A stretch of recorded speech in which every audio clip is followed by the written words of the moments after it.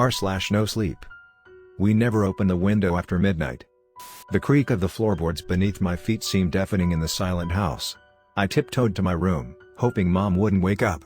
It had been my first night out in weeks since my surgery, and I knew she'd give me the lecture of a lifetime if she caught me. But something was off.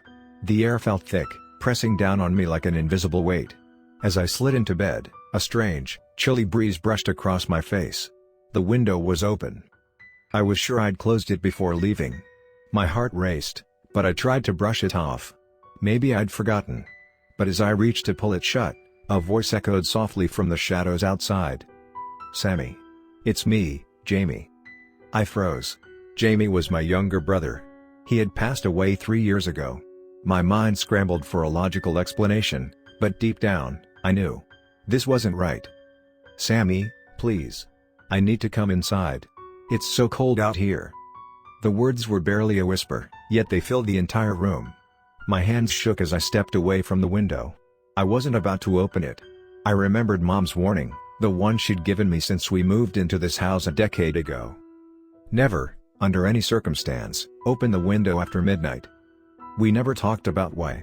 I had never questioned it, chalking it up to one of those strange family quirks. But now I was beginning to understand why the rule existed. "Sammy. Please." The voice sounded so desperate, so familiar, but with an undertone that made my skin crawl. Jamie's voice had never been this cold. I sat on my bed, my arms hugging my knees, and tried to steady my breathing. I glanced at the clock. 12:03 a.m. If I could just hold out until morning, maybe it would stop. Another whisper came, closer this time, right by my ear. "Remember when we used to play in the woods, Sammy?" I clenched my fists, pressing them against my ears, trying to block out the memories. We did play in the woods, back before Jamie got sick. But that was years ago. The voice was back, softer, pleading, with a tone of desperation that made my heart ache. It sounded just like him. "Please, Sammy. I can't find my way back without you." I couldn't take it anymore. I bolted out of bed and ran down the hall to Mom's room, my footsteps muffled against the carpet. I knocked softly, but when there was no answer, I hesitated. She had always been a light sleeper. I knocked again, louder this time, but there was only silence. I pushed open her door, and that's when I saw her sitting in bed, her eyes wide open, unblinking. My heart skipped a beat. She was staring at something on the wall across from her, but there was nothing there, just an empty space. "Mom?" I whispered, but she didn't respond. I stepped closer, reaching out to touch her shoulder. Her skin was ice cold, and when I touched her, she didn't move. Only her eyes shifted, starting to look at me, filled with terror. "Mom, what's wrong?" I asked, my voice trembling. She tried to speak, but her mouth stayed shut. It was like something was holding her back, something unseen. I took a step back, unsure of what to do. That's when I heard it again. Tap. Tap. Tap. It was coming from the window in her room. I turned slowly, fear gripping my chest. The window was slightly open, just enough to let a sliver of cold air seep in. And through that tiny gap, I could hear the faintest whisper. "Let me in, Sammy. I'm lost." I clenched my fists, forcing myself to look away. I knew that voice wasn't real, no matter how much it sounded like Jamie. I ran out of the room, shutting her door behind me, hoping to break whatever spell had taken hold of her. I stumbled back to my own room, fighting the urge to open the window and make it all stop. But I knew better. I knew if I opened that window, it wouldn't be Jamie who came through. Then, as if sensing my hesitation, the voice changed. It became louder, harsher. "Sammy. Open the window. Let me in."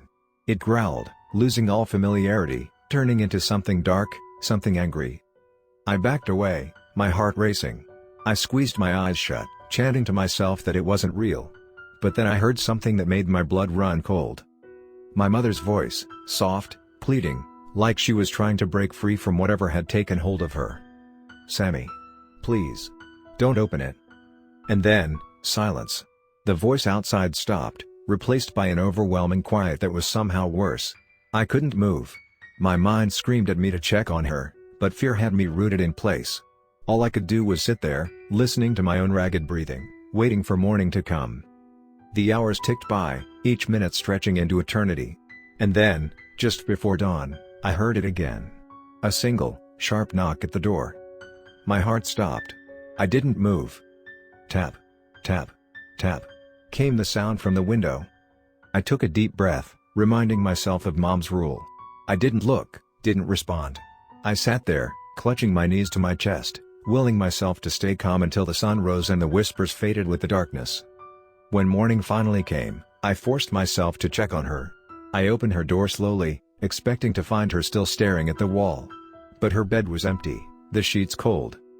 My mom was gone, and all that remained was an open window and a faint whisper in the wind. The last words she had spoken to me played in my mind as I stood there, frozen in place. Never, under any circumstance, open the window after midnight. I stood there in the empty room, my mind racing to comprehend the hollow silence left in the wake of my mother's disappearance. My pulse hammered as I scanned every corner, every shadow, hoping to find her hiding somewhere, hoping this was some twisted nightmare that would end if I closed my eyes. But her warning echoed louder than any rational thought. Never, under any circumstance, open the window after midnight. I hurried back to my room and closed my own window, locking it securely. My hand lingered on the latch, fingers trembling. I had to stay strong. If I kept the windows shut, whatever lurked outside couldn't reach me. But the empty bed in Mom's room told me it wasn't that simple. The rules were meant to keep something out, but what if that something was already inside? As I searched the house, calling for her, a dark thought crept in. What if the voice outside had been lying, not just to lure me to the window but because it had already come true? The silence grew thick, suffocating. I turned on every light in the house, desperate to push back the encroaching shadows. And then, a low, rhythmic tapping began, reverberating through the walls. It wasn't from the windows. This time, it was coming from downstairs. I crept down, gripping a flashlight tightly, though the lights were already on. Each step echoed, and with every sound, dread twisted my stomach. When I reached the bottom of the staircase, I saw it. The front door was slightly ajar. "Mom?" I whispered, barely able to force the word from my dry throat. No response. I stepped closer, peering out into the dawnlit street. A breeze swept through, chilling my skin. Then I heard it again. The faint whisper, calling my name from somewhere deep in the mist outside. Sammy. This time, I knew better than to respond. I backed away, slowly closing the door, turning the lock with trembling fingers. But as soon as I did, the lights flickered, then went out entirely, plunging the house into darkness. I could barely see my hand in front of my face, but I didn't dare call out. Something told me it was listening, waiting for me to acknowledge it. I turned back toward the staircase, feeling my way up one step at a time. As I reached the top, I heard a faint rustling behind me. I whipped around, and for a split second, I saw a shadow, a small figure, standing at the edge of the hallway, shrouded in darkness. Jamie?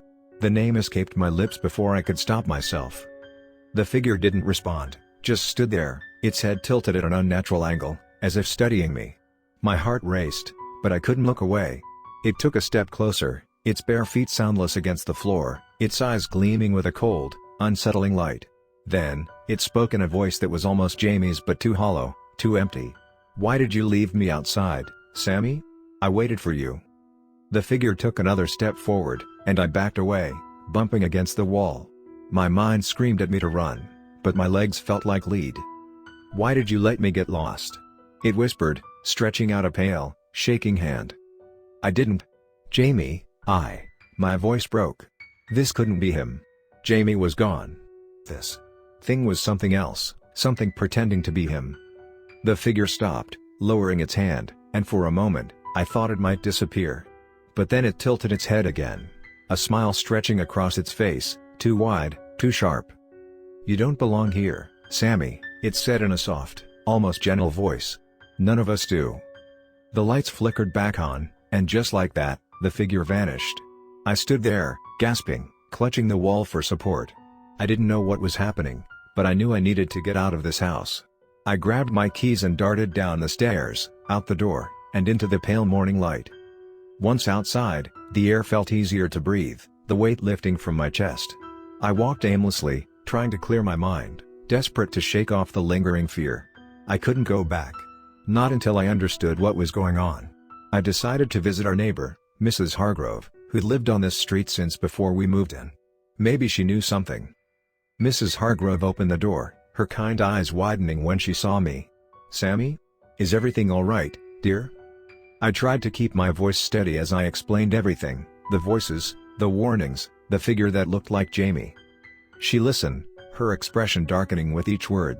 When I finished, she sighed, pulling me into the warmth of her kitchen. "Your mother never told you the whole story, did she?" she asked, her voice low. I shook my head. She said to keep the windows shut after midnight." Mrs. Hargrove's gaze grew distant. "There's a reason for that, love. This house, it's always been different. Some say it's built on a place where things don't rest.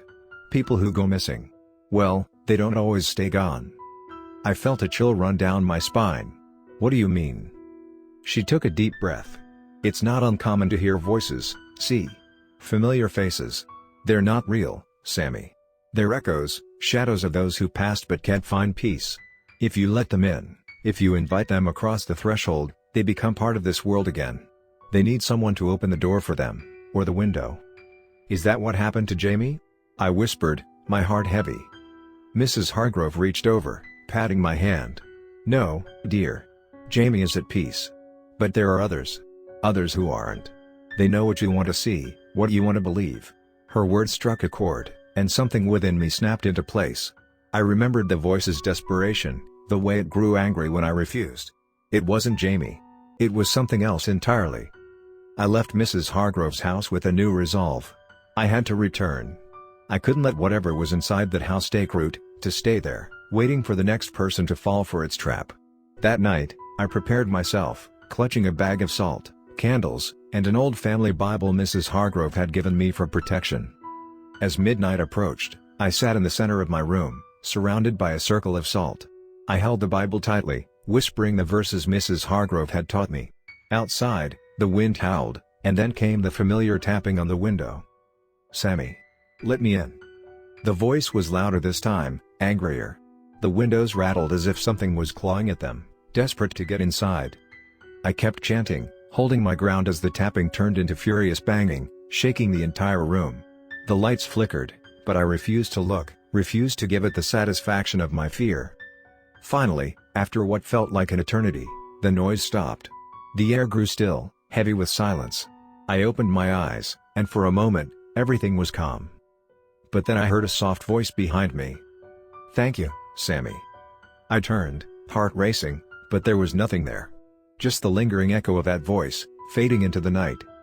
From that day on, I never heard the voice again. The window stayed shut, and I followed my mother's rule religiously. I knew better now. I knew what waited outside, just beyond the glass, biding its time. And now, every night before I go to bed, I whisper to myself the words that have kept me safe, the words my mother had always said. Never, under any circumstance, open the window after midnight.